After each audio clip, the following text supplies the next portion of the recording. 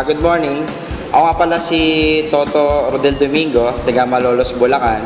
No, siguro na-invite ako dito, nakwento ko lang sa inyo, no. Nag-start ako dito, hindi ko alam yung gantong negosyo. Kasi una-una, sabi nga nila, pwede daw kumita. Kaya lang, hindi nyo po natatanong kung ano yung background ko. Ang background ko po dati, talagang sobrang hirap i-give up yung career ko. Kasi dati po akong professional. So doon ko sa profession ko, siguro nagtataka kayo kung ano yung profession ko, no?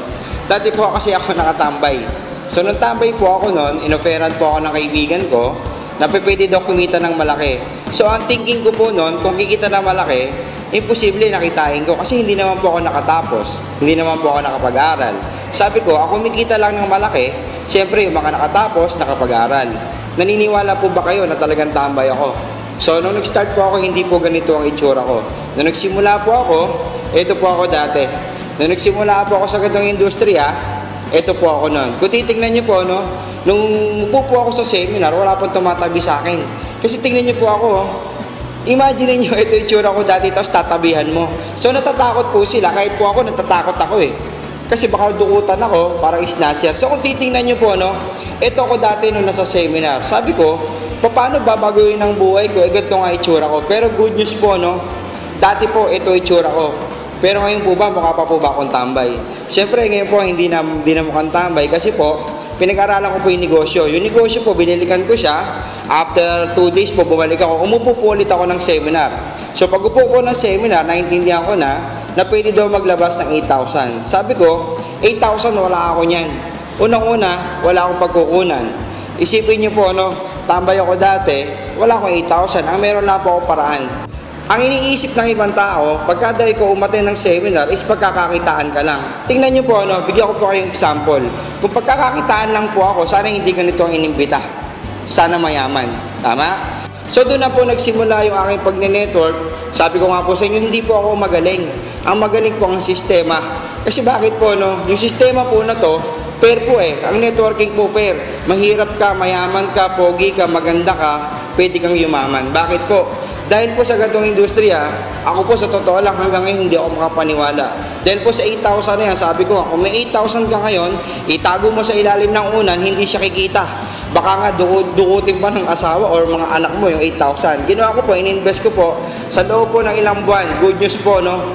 Nakapaglabas po ako ng Mitsubishi Mirage. Nandun po sa parking. Hanggang ngayon po, hindi po ako makapaniwala talaga na pwedeng mangyari yung nangyari po sa ibang tao. Ito pong negosyo na to, ay napakaganda po talaga. Bakit po? Kasi hindi naman pinag-uusapan kung magaling ka eh. Nakaimbita po ako magaling.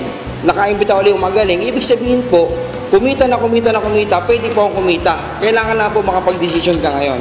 Sa isang bagay po, no, hindi po natin malalaman ang isang bagay kung totoo o hindi, kung di mo susubukan. Halimbawa po, swimming pool.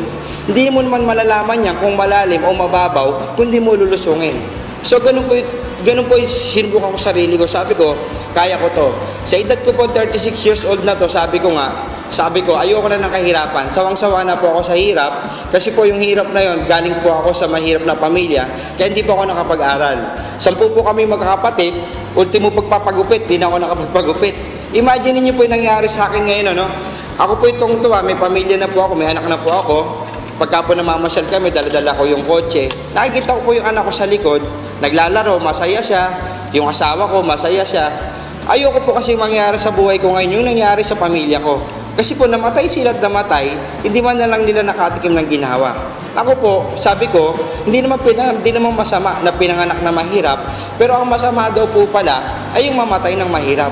Yun po yung kinakatakutan ko kasi wala pong permanente ngayon eh. Ito pong kotse na to, yung kinikita ko dito, isang click lang po ni Lord yan, pwede niyang kuhanin eh. Huwag po tayo sa isipin natin, hindi po tayo lahat ay, kung titingnan niyo po, no, hindi natin alam kung bukas magigising pa tayo. Hindi natin alam kung magigising ka pa. Ano punto ko? Lahat po tayo kukuhanin. Hindi naman ngayon, wag naman sana. Kaya ang punto ko po, pag nawala ako, maiiwanan ko po yung kotse sa asawa ko. Maiiwanan ko po yung network sa asawa ko. Ibig ko po sabihin, sa ganitong industriya, marami pong pwedeng magbago sa inyo. Yun lang po, at maraming salamat po. Ako nga po pala ulit, si Toto Domingo, ang tambay ng Malolos.